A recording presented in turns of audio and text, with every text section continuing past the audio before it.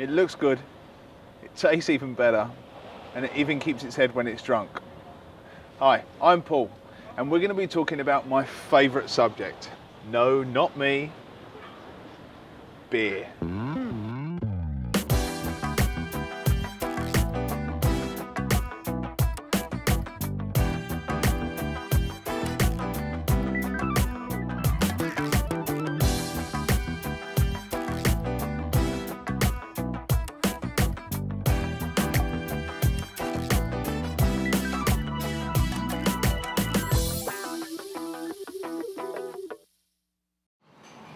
So what is beer and where does it come from? Well, we all know that beer is a cold amber liquid that we drink on a beautiful hot sunny day. But there is so much more to it than that. Beer has been around for thousands of years and there are literally hundreds of different varieties of beer.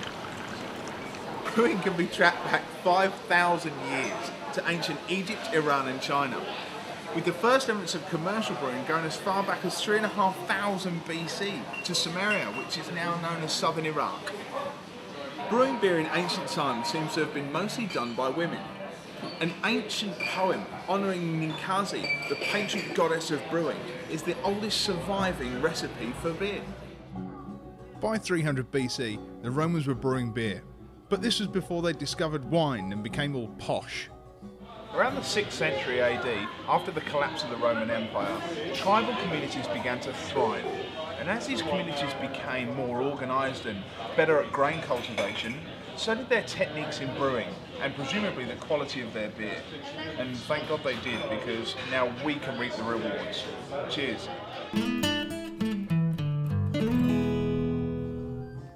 Centuries later in Europe, beer was still being brewed by women. The water at the time was often pretty putrid and people simply couldn't drink it, so they drank the beer instead. The boiling process killed all the nasties that gave them cholera and other fatal diseases.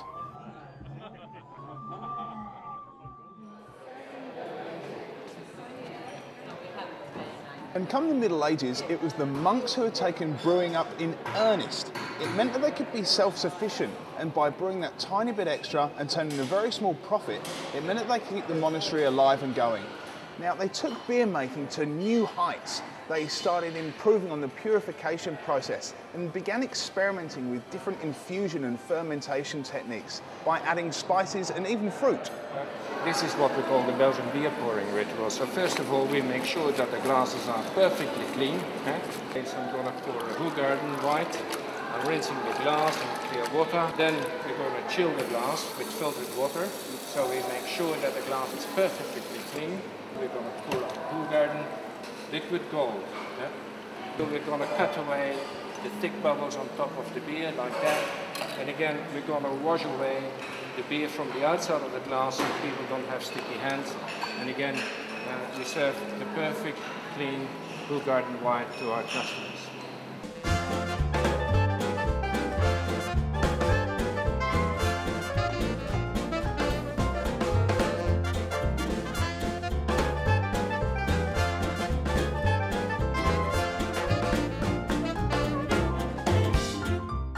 Did you know that there are 3 patron saints of both beer drinking and beer brewing?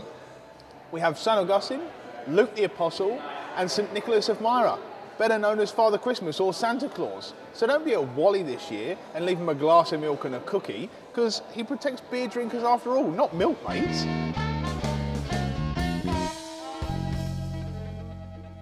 During the Middle Ages, beer and bread were integral parts of daily life.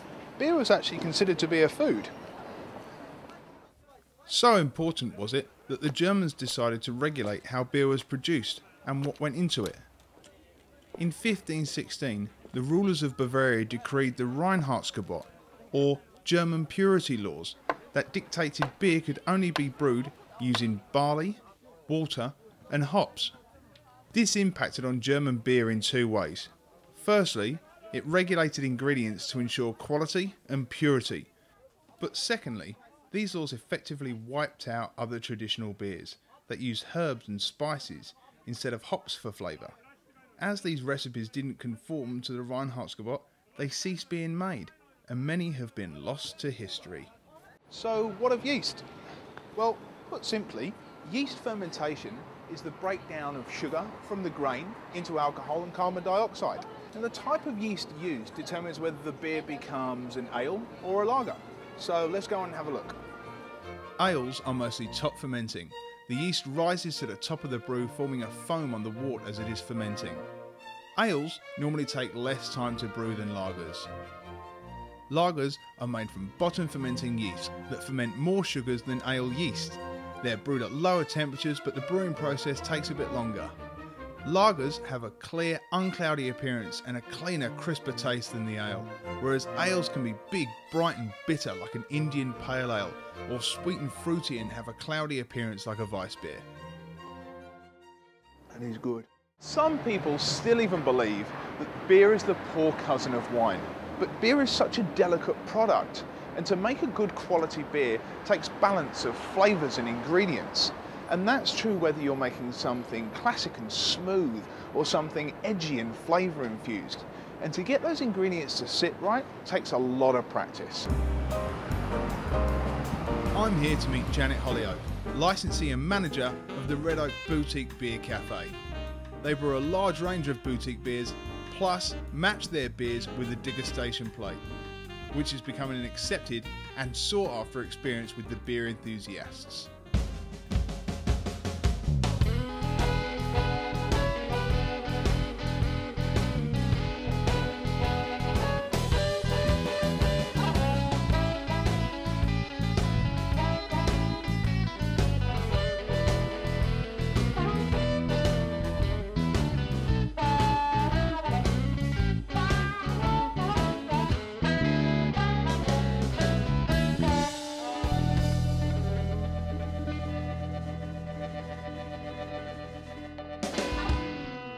Behind the bar, there's a lot of glassware up there. There's a lot of wine glass looking ones and champagne fruit looking glasses in a beer cafe. What's all that about? I've got some examples here for you. Perfect. Well, the glassware is actually very important because of the shape and the diameter of the glass actually dictates where the beer is going to be hitting the palate. I'll actually taste it from the flute first. Okay. This is a very unique Red Oak style of fruit beer. Okay, give it a swirl. Now, drinking it from this glass, you're going to notice there's a lot more of the tartness of the beer coming through and a lot more of the bitterness of the beer. Yeah, completely right. The glassware is very important to being able to appreciate the full flavours and aromas of the beer that the brewers are creating when they're brewing. It had been a great day, a beer education for me. Janet had been fantastic, but now it was time for me to plonk myself at the bar and enjoy my favourite beer of the day. Now remember, the Belgians have been experimenting with different techniques and different ingredients to produce flavour in their beer for centuries. It's really what has set them apart. And we're starting to see more and more of that, both here in Australia in microbreweries such as this one, and also overseas, where they're introducing more variety and more quality into the beer market. What of Australians and beer? Well, Australians have been making beer for a long, long time. And we drink oceans of the stuff. But Australian beer, apart from the odd microbrewery popping up here and there, has been mass produced. And that's all good and well, but the beer's pretty uninspiring, it's not challenging. To be quite honest, if you're a beer enthusiast like I am, you really wouldn't be seen dead with one. Now, you can't talk about Australian beer and not come to the famous James Squires Brewery here in Darling Harbour, Sydney. Now, they make a lot of their own beers here in this brewery itself. How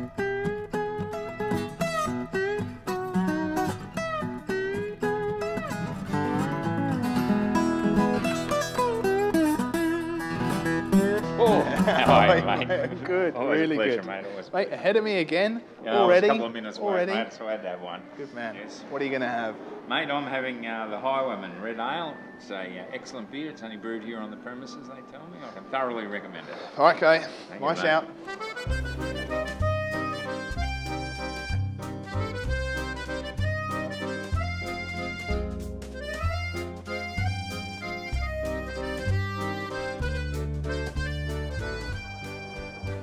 That is such a good beer. Very good beer, mate. So Australians are making more and more beautiful pure beers.